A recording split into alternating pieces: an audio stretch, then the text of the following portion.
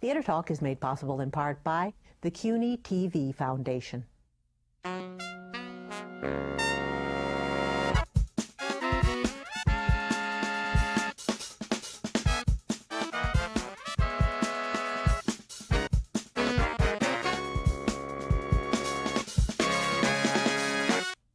From New York City, this is Theater Talk. I'm the show's producer, Susan Haskins. And I'm Michael Riedel of the New York Post. We're going to pay tribute to one of the most important theatrical forces of the last century.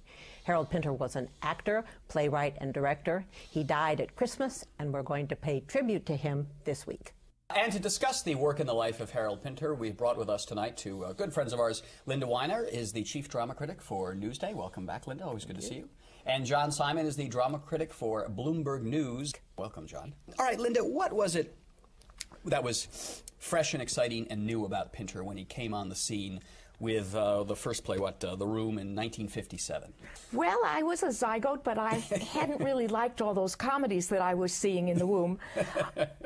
Actually, Pinter was really important to me as a kid. Really? Yeah.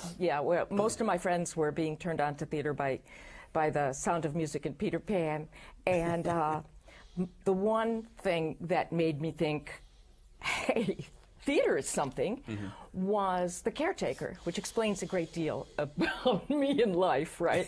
Yes. No Peter Pan, yes, Caretaker. And my best girlfriend and I went to the Second City had a little in Chicago. In Chicago. Second City in Chicago had something called a playwright center or something where they used to do regular plays early on, but you could drink. And so we had to sit in the special teen section and eat maraschino cherries until we died, until we almost died. But I remember I saw this thing, and I thought, I don't understand it. Isn't that fantastic? And I've actually gone through my career finding that I'm most excited by plays when I'm not sure I understand them yet. Did you eventually get around to understanding The Caretaker? Oh, no. Yes, but I never ate a maraschino cherry again in my life. Right. John, I mean, was it a fresh new voice? What was going on in the British theater before Harold Pinter came along and kind of exploded it? Well, there were other things. Terence Rattigan, for example, and Sam Somerset Maugham, for example, and others. No, the thing about Pinter is, let me make it clear, I don't think he was a no talent, but I don't think he was a genius. He was somewhere in between, and too much is being made of him. And I think the plays for which he is most famous, The Birthday Party, The Homecoming, and The Caretaker, are his worst. and the most pretentious, the most ultimately meaningless, the most manipulative, the most contrived. And the breakthrough. A breakthrough, yes. I mean, if the barbarians break through the Roman Empire, that's a breakthrough too. But the point is that he could write perfectly decent plays, for television, where he wanted to be more of the common man, more of the general public. For radio, too. Radio, too. And also for the theater, sometimes when he was like Betrayal, like Old Times, like No Man's Land, like even quite late Celebration, when he was trying to be just a playwright, not a great playwright, you know, and then he was okay. Yes, but to get to the phase where he could get those jobs writing television plays and infamous, well-known screenplays, he had to first be declared the great genius of the British theater by those early plays, such as The Birthday Party, which I believe ran a week in its first production, but then was discovered by a very important British critic, Harold Hobson, who suddenly saw what he thought was Pinter's genius, a word we should define perhaps, and said, this guy's really important, don't miss him. What was it, Linda, that Hobson saw that whether it was deserved or not, elevated Pinter to such notoriety? Well, I believe in those early plays that John has dismissed, that the importance of subtext, the importance of all about humanity that doesn't get said in a conventional dialogue play. he basically was writing thrillers without the plot.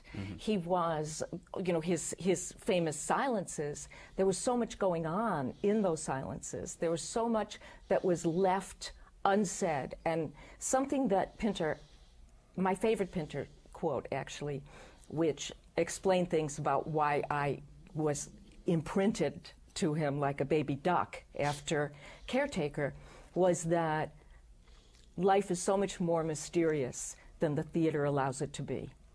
And I think that this acknowledgement of the total baffling mystery of human creatures and relationships, and how maybe things happen the way you remember them, but maybe they haven't.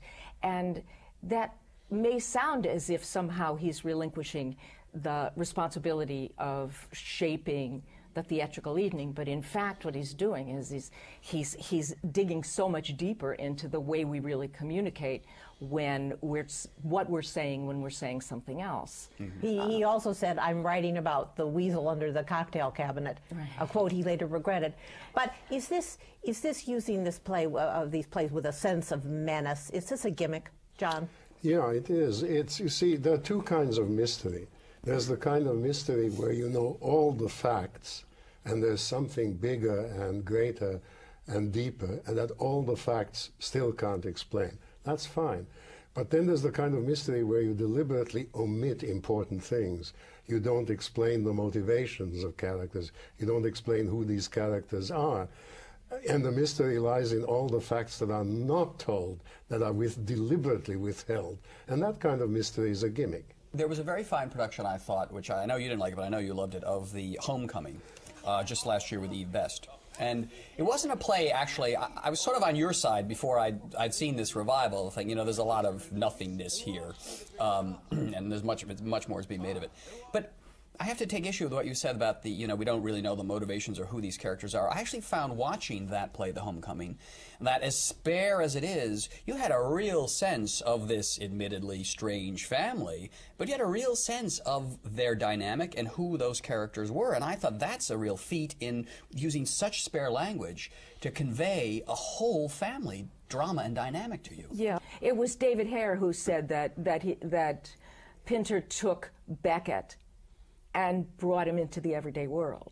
And so much of what I adore about Beckett, I mean, I sort of go, Chekhov, Beckett, Pinter, you know, and these are the guys that make me laugh. So, you know, take that, Boeing. Right. Well, in senses with Pinter's plays, he doesn't map them out. He really creates them like a painting. He sits and he has said this, he let the characters talk to him and express themselves, and the play dictate its own form. So he doesn't decide before he writes a play what he's going to do. He just sits. He's of the school to just sit and write. Well, maybe that's your objection to it. It's just scribbling. Exactly, you know, you said like a painting. Well, there's a big difference between Rembrandt and Jackson Pollock. Yes. And his kind of painting is dribbles, like Jackson Pollock, which... Well, he was of his era. It was the dribble period. Well, seriously. yes, but it doesn't, for me, it doesn't work in words and theater. And why the wife stays, I mean, until then she seems to be... In what play? In The Homecoming. Yeah. She seems to be a somewhat odd woman, a somewhat imperious woman, if you like, but she still is a wife and a mother, and they live in America, and they seem to be okay. And then she lets the husband go away, who takes it on the chin as if it were the most natural thing in the world, and she stays to be the whore to all the rest of the family. But I truly saw that as Harold Pinter's wet dream, and that this was a man's fantasy, and then so you either accepted that farcical premise or not. I don't think she stayed to be a whore. I think she stayed to control these men. And it's very possible that these people never were from America, and it's very possible that she was a whore. Why would she want to control men like that? They're meant to be avoided rather than controlled. Well, that's the point. It's a complete fantasy and a male fantasy at that, but we don't have Harold Pinter here to explain it, and he really didn't. I think you put your finger on something that occurs throughout these plays, which is a shifting of power among the characters. And these plays often begin with someone, as in the case of The Homecoming, the father, the patriarch, who looks to be in control, but as the play moves on, we see that that control is an illusion and that someone else emerges to take control. That's a good way, that's a good dramatic structure, Yes, is it not, well, John? if it's power, as you say, but I don't call it power, I call it one-upmanship. It's a bunch of smart-asses trying to one-upman everybody else. And that's good for one play. Oh, But John, we've had some fun doing that in our time, haven't we? well, but we are not a play by Pinter. But that is not a structure, that's a dynamic. And what Pinter was celebrated for was the dynamic of menace that ran throughout his plays. And he himself would say that he was not predetermining the structure. He was allowing the structure to create itself as he sat there and wrote. But a lot of playwrights write. I mean, some know what they're going to do before they write, and some let the characters speak. And so I'm not sure that that really defined him particularly. Stoppard said, there was this, I'm going to quote other people about him, because there were, at his, he died at 78, but for his 70th birthday, the London theater world went sort of berserk in a sort of adorable way, and everybody was writing tributes to him and everything, and it all seemed so inappropriate because the guy was so tough and, you know, unsentimental. So I love that. And Stoppard said that as a young playwright, he would look at most of the plays that were being produced and say, I could do that. Oh yeah, I understand how that's done, and I could do that. And he said, he looked at Pinter's plays and he said, I can't do that, and I don't know how he does it. Oh, that's a wonderful point, yeah. I think you can't always say, take as Bible or gospel what a playwright says about his own work, because I think Pinter's best plays have a very fine structure. Betrayal, a play that you like, is very well plotted out. Yeah. And Pinter started out in the theater as an actor, doing a lot of these maybe over-plotted kind of bad drawing room comedies, whose structure he then took and then filtered it through his own Pinter when he was trying to be a good playwright, he was perfectly okay. It's when he was trying to be a great playwright that he was not okay. Betrayal is fun, but it's a gadget. It's a gadget play. It works backwards. It takes the end of a relationship and goes back in time until it starts. And that, you know... Yeah, I find it the most human and moving of all his plays. That's a Pinter Acorn play. No, I think it's a wonderful play. It's a wonderful play. But I think that it's also his most accessible play, and in that way, his least Pinteresque play, and maybe that's why John likes it. Well, the Pinteresque plays are the young man's plays, these forces of energy that you're talking about, Homecoming, Birthday Party, Caretaker, the aggressive and working plays. class. Yeah, working class, yes. There is a short passage in a book about Joseph Losey by the English historian David Courtney, not to be confused with the American reviewer. Joseph Losey made the movie The Servant that yes, Pinter The wrote. Servant, but also Accident.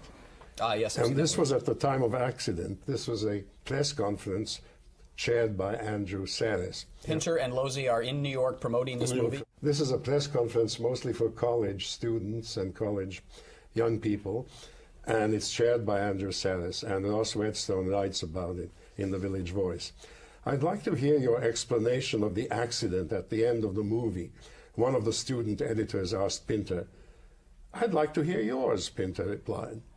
When someone asked if perhaps the relevance of the movie could be fully understood only by an English audience, Pinter reportedly blew his nose, pocketed his handkerchief, and said, "What do you mean by relevance?" The questioner offered message instead. Message? The same fate befell significance. Andrew Sarris commented that everyone had been asking what the homecoming meant. I'd understand questions about meaning, Pinter replied, if I knew what the word meaning meant. He's just being a jerk. He was playing with them. Oh, I know, but Go on, John. But there's wholesome play and unwholesome play. And later, I have no explanation for anything I do at all. By nature explicatory, Losey nevertheless joined in the Trappist ritual. Was there any social comment implicit in the large quantities of alcohol consumed in the movie? I don't know what you mean by social comment. To this, Pinter added, people just had bottles around and drunk out of them. Asked if he edited his own films, Losey replied, it depends what you mean by edit. Well, did he make the final cuts himself? It still depends on what you mean. The critic John Simon accused the pair of insulting their audience and asked Pinter if he was aiming to do away with words altogether. This got a reply, I love words. I just try to use them selectively. Simon then pointed to some factual errors about Oxford in the film and spoke of the sublime disregard for reality that pervades the entire film. After the meeting, he announced, I've seldom seen two such consummate phonies on one stage at one time.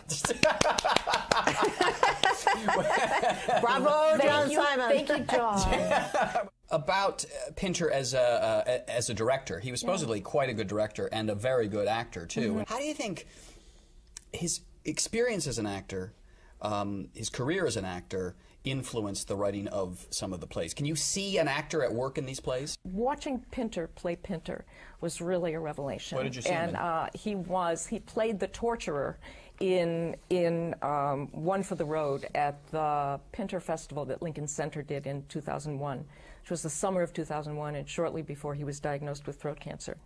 And he was everything I wanted Pinter to be up there, you know, that sort of big bow wow face and that extreme masculinity. There's a kind of a gruffness, a brutality that... A coiled, though, brutality. A brutality, but you see, in the early plays, it was brutality and ambiguity.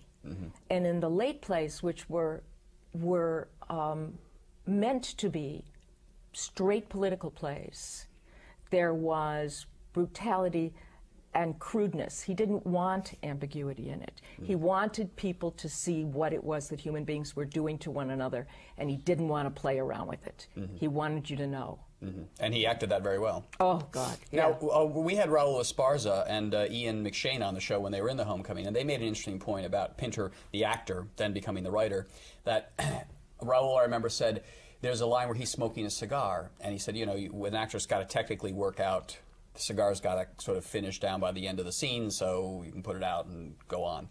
And Pinter said, don't worry about it, because he had written the scene to match exactly the time it takes to smoke a cigar on stage. And I thought it was a very interesting technical way of going about a playwright that only an actor would know, which is how long it takes you to smoke the cigar. Also exactly the time to smoke out a phony. Now, John, I want you to say something nice about Pinter. Well, I know you like Betrayal, but I know that you're very fond of a terrific play, No Man's Land. Again, when you get two very great actors like Gielgud and Richardson, who did it originally, famously. I mean, then you don't need a great play. You have a great event. And he's been lucky in that The Homecoming here, which was praised, was partly good because he had very good actors. And some playwrights don't have that luck. Now, obviously, you have to have a big name in order to earn that luck. Is it luck, or do actors love to play this because it gives them more? I think they like to play it. I mean, every actor I know done Pinter would say it's a lot of fun.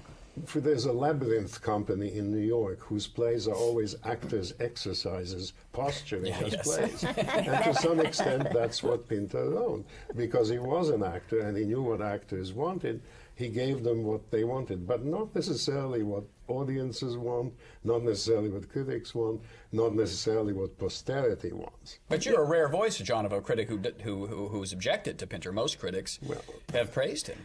I would rather be a rare voice than to howl with the masses. Right. Audiences have come to believe that because they don't understand it, as you were back when you were eating maraschino cherries, that makes it good. Yes. Because we don't get it, that's great art. Yeah, and if we pretend to get it, that makes us great. Intelligent, too. yes. Yeah. Now, Linda, you're shaking your head. We don't have to pretend to get it. It's all there. It's just that art, as opposed to entertainment, doesn't blow its wad the first time around. the more you see it, the more you see in it. And his plays have held up for me. You know, they have made going to the theater for me better. You know, it's been a good part of my life was that Pinter was alive when I was alive. Yes, but I would rather not have a play that becomes good on the third occasion. I'd like to see them good on the first or second occasion. Now, what about Pinter, the public intellectual? I mean, he gave an incendiary speech when he accepted the Nobel Prize in 2005, essentially, you know, denouncing America as this horrible, terrible, imperialist power. A bloodthirsty wild animal. I know, you know, all the yahoos on the left thought that was wonderful and great, but I mean, isn't that overstating the case a little bit, Linda? It was. As a Yahoo on the left. Yes. At today's performance, the Yahoo on the left will be played by. That's right. Actually, he was not just against America during the Iraq War. He was a human rights advocate throughout most of his life. He was the Jewish son of a tailor, had to leave London during the bombing, lived in the moors by him as a kid, came back to London. Everything was crashed around him. So he suffered from a brutalizing regime early on. Well, I believe that you can see that things didn't make sense, that there was a sensibility, a modern sensibility about things not making sense. And I think that a lot of times that the plays, they require a kind of intuitiveness that in fact is the way we learn about the world. You know, that not all the dots are connected. Some of the dots you have to connect yourselves, and some of them will never be connected, and sometimes you'll connect them later on. But didn't he say, Michael, in terms of the politics, and like, for instance, Tony Blair, that as an artist, I don't connect the dots, but as a citizen, I must connect the dots and condemn Blair and condemn Bush? Yes, but I think in that speech, if I don't remember that speech, I thought he overstepped the bound because it was not just an anti-Bush speech. It was an anti-American speech. And there are critics who said that Harold Pinter was anti-American. All his life. Why? How do you know this? Well, because I've read some of his statements in newspapers, in magazines, elsewhere. He was a consummate America hater, but then he would come to America as often as possible and collect big fat paychecks. And there's something loathsome about that. He was a conscientious objector during the Cold War when he in London, which had nothing to do with America, just that he said that he thought it was a load of crap. And he thought America was a load of crap? No, he thought that the Cold War was a load of crap, and that he was going to be a conscientious objector at the time. He had, you know, big problems with Chile and Pinochet, and, you know, I mean, this was not something that he just got up one day and said, those grubby Americans, I think I'll just exploit them for all they're worth, and they're too stupid to understand me. Yes, John said he hated us for a long time. But I mean, there is a fair point there, though. I mean, I do love the intellectuals who you know, can trash the country and then, boy, offer a big Broadway revival, and here they are. So many of his plays are about torture. Yeah. You see, and we were torturing starting, you know, it wasn't just news now, it was news from the beginning of the war, what was going on there, and just because we didn't find out till later on doesn't mean he was wrong. Mm-hmm. I don't mind many plays about torture, but I mind even more plays that are torture. I saw that one coming. On a positive note, Linda, of the entire canon, the body of Harold Pinter work, in your mind, the play to think about, study the most, that continually opens itself up to you to reveal new things is? No Man's Land. No Man's Land? No Man's Land now. Yeah. And the line that stays with me, because there's these two men, and one may have had an affair with the other man's wife, and they might have happened, or it might not have happened, or maybe they didn't care. And one of the characters said, I didn't take anything from you. I only took the part that every woman holds in reserve for a rainy day. That's a good line, John. It's a good line, but a good line doesn't make a great player. All right. John Simon from BloombergNews.com, Linda Weiner from Newsday. Thanks for sparring a little bit over Harold Pinter. I'm rather worried about the carpet. It's not me, it's my father. He's obsessed with order and clarity. He doesn't like mess. So, as I don't believe you're smoking at the moment, I'm sure you won't object if I move the ashtray.